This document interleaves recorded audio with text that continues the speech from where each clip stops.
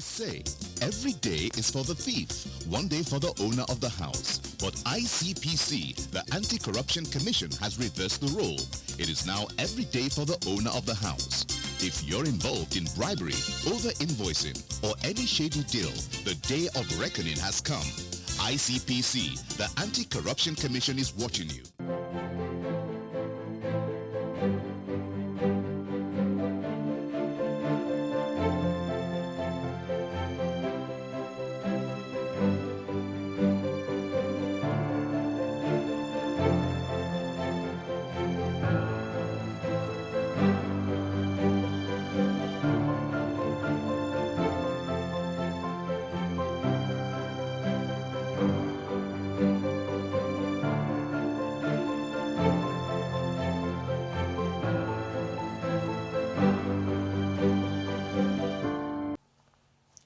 According to the Oxford Advanced Learners Dictionary, a petition is a written document signed by a person or large number of people asking those in a position of authority to do or change something. A petition to ICPC is a formal report of cases of corruption and related offenses which fall within the mandate of the Commission to investigate and prosecute. When people write petitions to ICPC, it is a call to ICPC to investigate the allegations and bring defaulters to book. Welcome to Corruption Must Go, ICPC's weekly television program. I am your host, Hawa Sani Garba.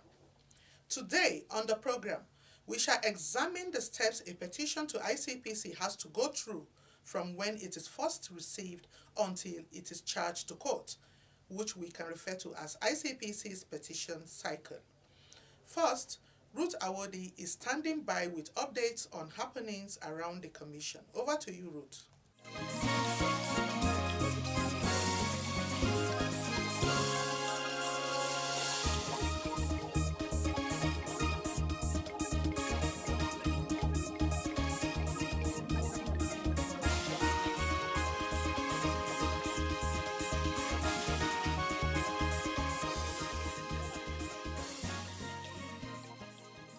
Welcome to the segment on anti-corruption stories. I am Ruth Awodi. The Court of Appeal, Sokoto Division, has affirmed the 4-year jail term handed to two finance officials of the Sokoto State Government, Mr. Kabiru Bello and Mr. Bashar Garba, by the Sokoto State High Court. Mr. Bashar Garba and Mr. Kabiru Bello were, before their conviction by the lower court, staff of the Sokoto State Ministry of Finance. They were investigated by ICPC on allegations of fraud and were found guilty by Justice Mohammed of Sokoto State High Court 7, who sentenced each of them to 4 years imprisonment and also ordered for the restitution of the proceeds of crime to the victims. Dissatisfied with the said judgment, they approached the Court of Appeal Sokoto Division through their counsel, Mr. Kelechi D. Ogbonna, urging the court to set aside the judgment of the trial court. ICPC counsel, Mr. Mashko Salisu, argued at the appeal court that the convicts were sentenced accordingly by the lower court for contravening the Corrupt Practices and Other Related Offences Act 2000.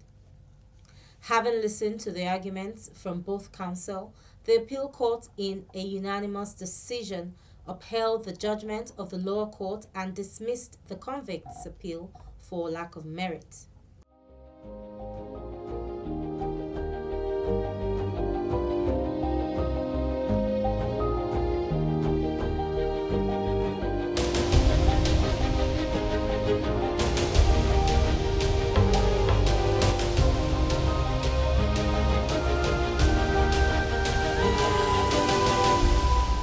In another development, the chairman of ICPC, Professor Bolaji Owasonye, SAN, has revealed how the Commission's advisory to the government helped to block 42 billion naira personnel cost from being diverted.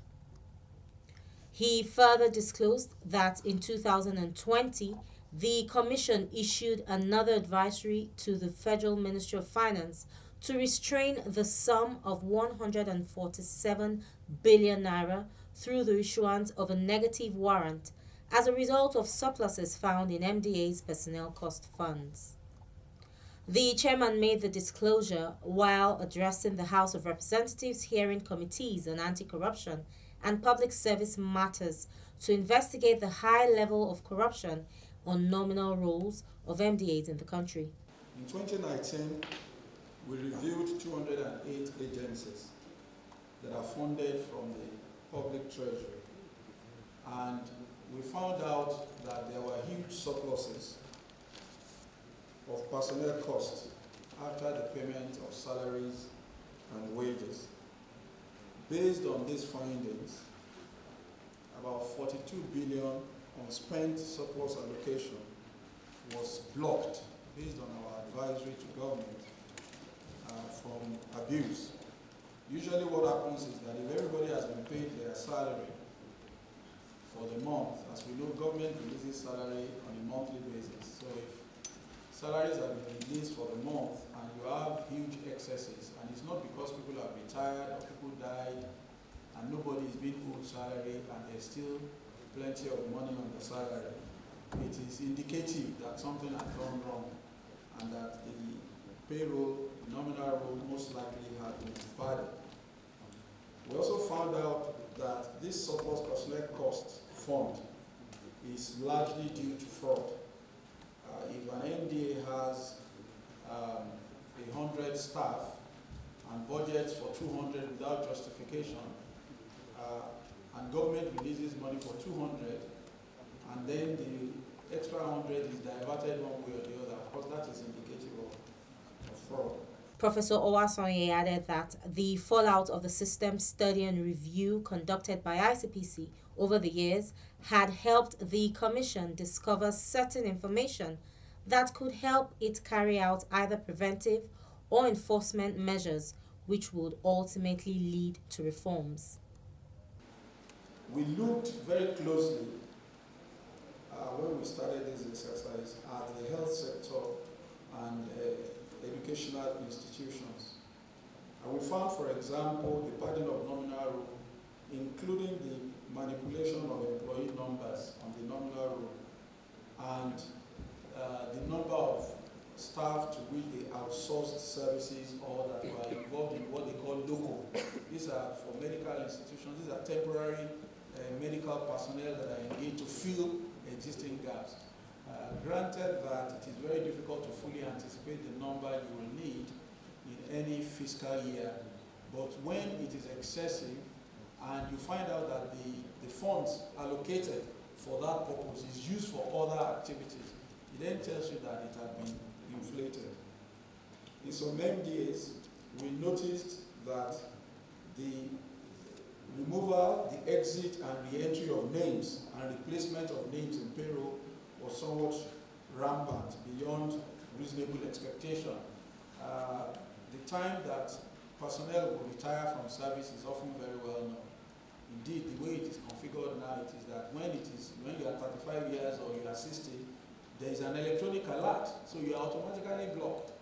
But apparently some MDs are able to exit staff and replace very quietly, okay, without government really knowing. And this is, we found rampant, okay. The basic things that you have to account for having excess money here should be retirement, resignation, dismissal, termination, or death, or people leave for whatever reason. While fielding questions from the lawmakers, the ICPC boss spoke on how investigations had implicated the University College Hospital, Ibadan, and the Federal Ministry of Labour and Employment as being complicit in nominal roll padding. Earlier in his welcome remarks, co-chairman of the committees, Honorable Musa Dachong Bagos, who represented the Chairman House Committee on Anti-Corruption, Honorable Nicola Shehu Garba, explained that the public hearing was as a result of a motion that was brought before the House of Representatives to investigate nominal roll in all MDAs. The investigative hearing comes as a result of some certain regulations from the ICPC, and at the same time, the strong warning from Mr. President that is going to prosecute whosoever, any MDA that is found with ghost workers. And as such, we have done our background investigation and to give us more understanding of what is going on. We have critical stakeholders that will give them the opportunity to share their thoughts before we start investigating the MDAs one by one from their own submission. He pledged the commitment of the Green Chamber to take the assignment serious to ensure that Nigerians get value for the funds appropriated by the National Assembly for personnel costs. That will be all on this segment. Corruption Must Go continues with Hawa. Stay with us.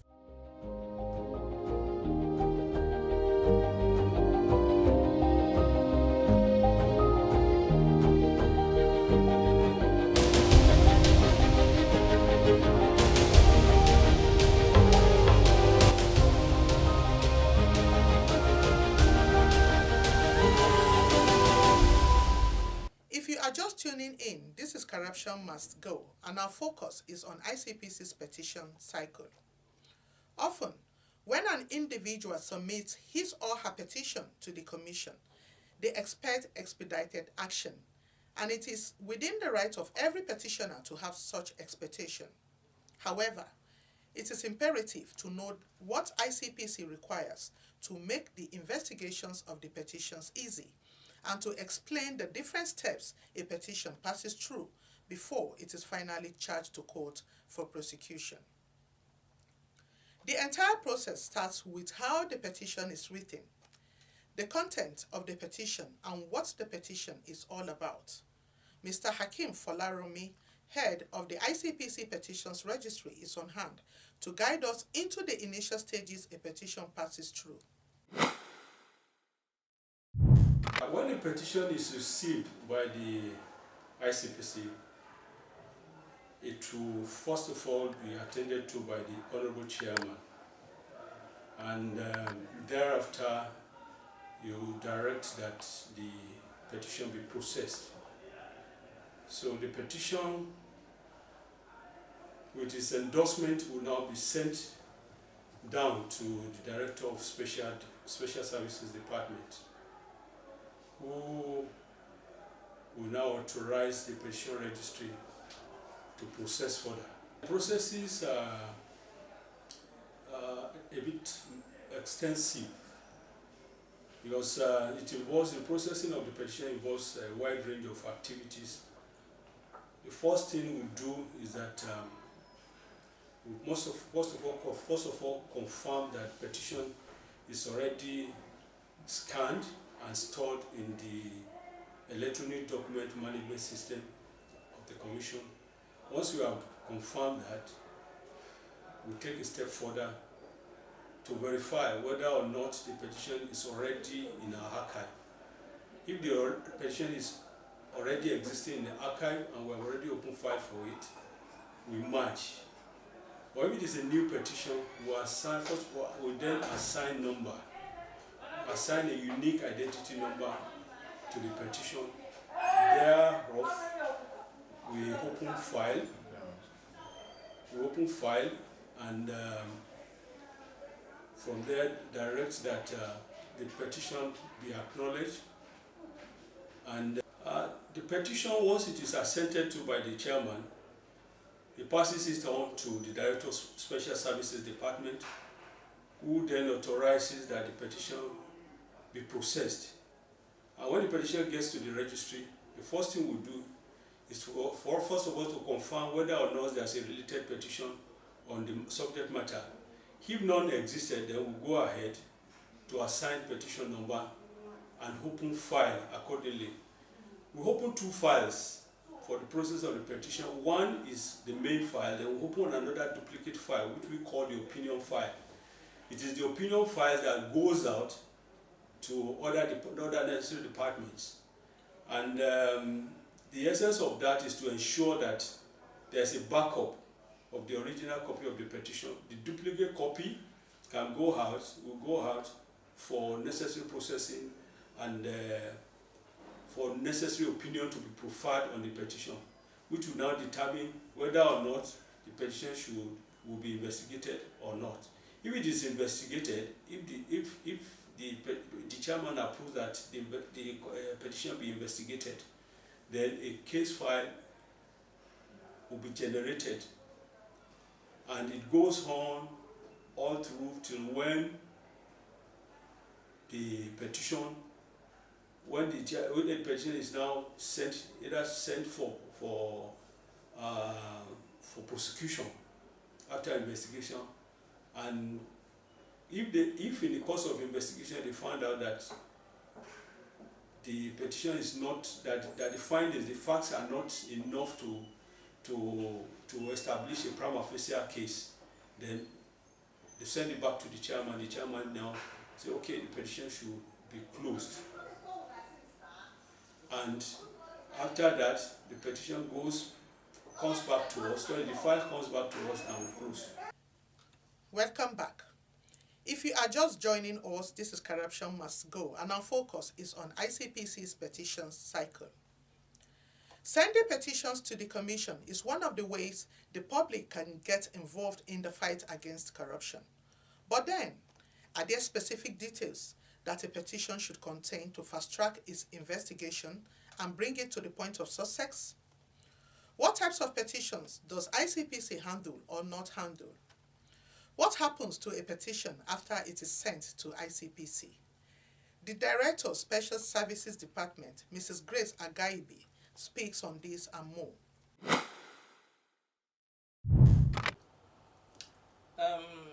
Before I talk about the types of petition we handle, I would like to say that reporting corruption is a duty of everybody, every citizen, individual, public organization, corporate bodies, foreigners, citizens. It's our responsibility to report corruption. And the type of petitions we handle are petitions involving individuals, government organizations, that's MDAs, ministries, departments and agencies, corporate bodies, non-governmental organizations, politically exposed persons, foreigners, citizens, among others.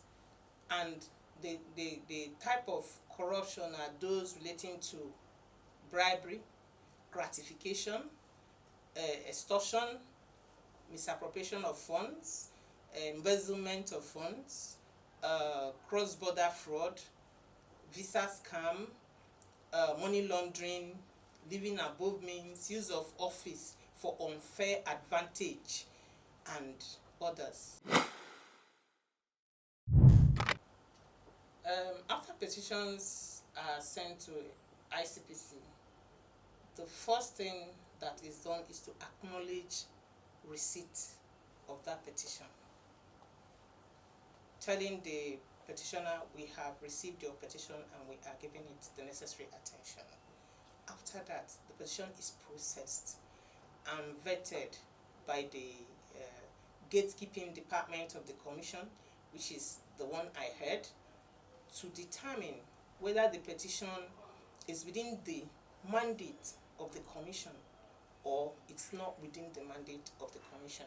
Because if the commission treats or investigates or handles every petition that is sent or it receives, is going to cause a run on the resources of the commission.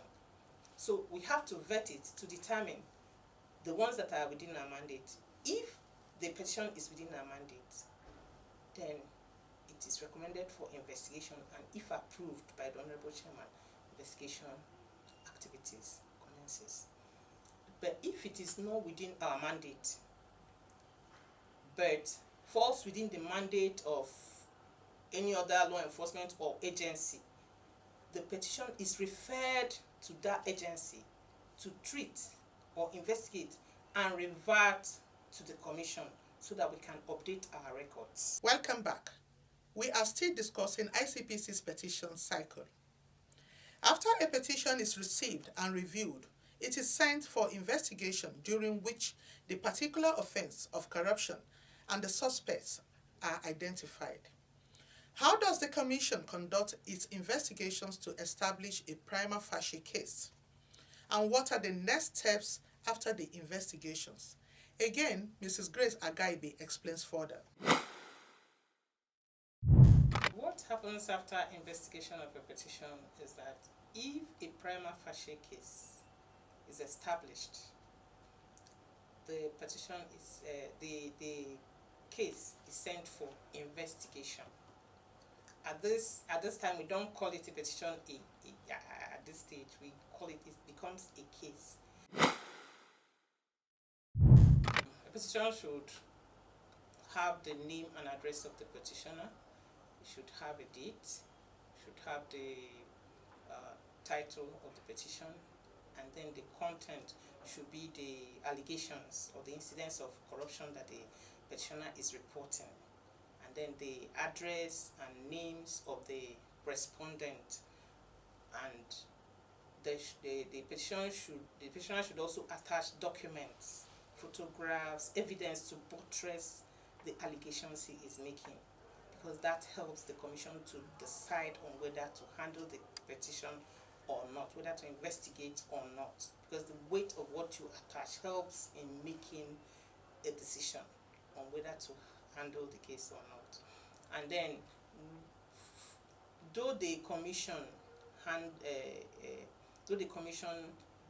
treats anonymous petitions, it is always better for the petitioner to leave a contact, either phone number or email address, so that should his attention or her attention be needed, the Commission can contact him or her.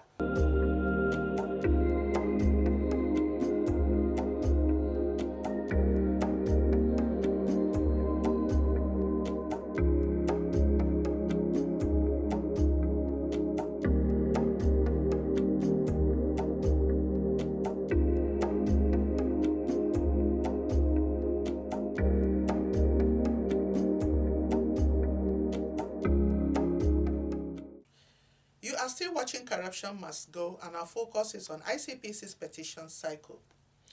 The next axis of advance for a petition after the completion of previous stages is to determine if a prima facie case has been established. Then, charges would be drafted, after which it is vetted by the vetting committee before it is finally charged to court for prosecution to commence. How is this done? Let us hear from Deputy Director, Legal Services, Mr. Ebenezer Shogunle. At the Legal Services Department, when a petition has been investigated and sent to us, is very critical. First and foremost, the investigation report is evaluated by a team of prosecutors that are assigned to review the report, and based on their review, they have to determine if there is a prima facie case that can be established from evidence that was recovered in the course of the investigation. Once they are satisfied there is a prima facie case, basically when we say prima facie, it just means that there is a reason to proceed. You have enough sufficient evidence to enable you to proceed to the next stage of the matter. So once the prosecutor has determined that there's a prima facie case, he will proceed to draft a charge.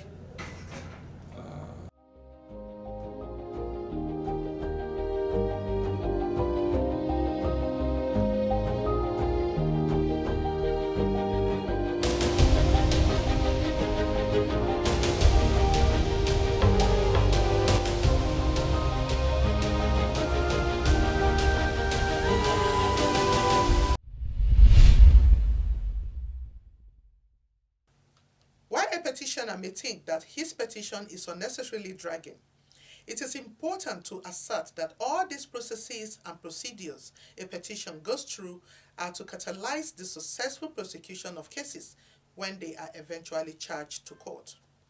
That is our package for today. We hope you are better enlightened on ICPC's petition cycle. You can watch this edition and previous ones on our YouTube channel at ICPC Nigeria. Also, don't forget to follow us on our social media platforms showing on your screen. See you again next week. Bye for now.